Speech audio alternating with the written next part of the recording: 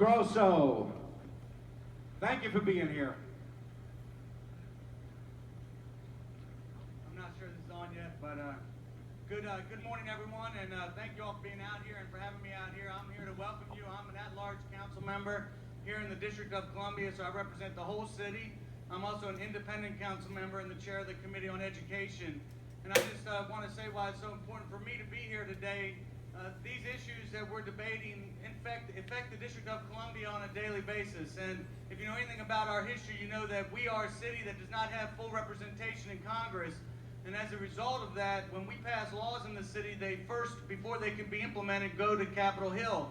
And Congress then has a say on our laws. And you might know that over the years, Congress has meddled in our business in ways that are completely inappropriate and awfully annoying. Just in the past 2 years, on issues that are related to freedom from religion, are issues around reproductive health, issues around trying to stop the voucher program in the District of Columbia. And what happens is these members of Congress get lobbied by the churches, get lobbied by religion, and then are asked to change what they're doing in ways that they couldn't do in their own jurisdictions. So if you wanted to try to do this in your local jurisdiction in Ohio or in California or anywhere else, you'd be basically booed out and voted out of office.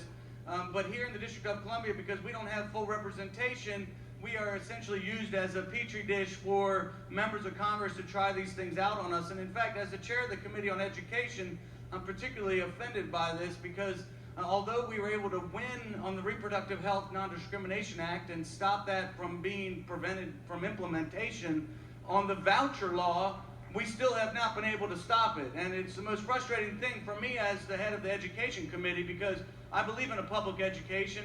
I believe that it should be free from religion and open for every student to learn the best that they can learn. And when we have this other alternative that's been put on us by other members of Congress, what it does is it undermines that system. And the reality is these other schools have proven to not do a better job than the DCPS schools or the public charter schools that we have here. So this is something that we fight on a daily basis in DC. I believe strongly that the First Amendment was written with some intention, and it doesn't just say the freedom of religion, but it also very clearly says the freedom from a religion, and that's important for us all to remember. So, welcome to the District of Columbia. Remember, when you're lobbying your members of Congress out there or voting for members of Congress in your own jurisdictions, that DC still needs to become a state. We need 2 senators. We need a voting member of the House, just like every other state has. We have 650,000 district residents who are U.S. citizens who vote every year, who are engaged all the time, and have a right to actually have a say in Congress.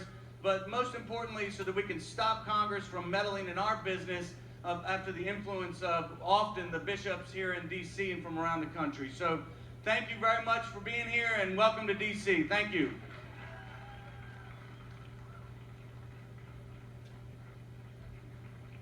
David Grosso, ladies and gentlemen.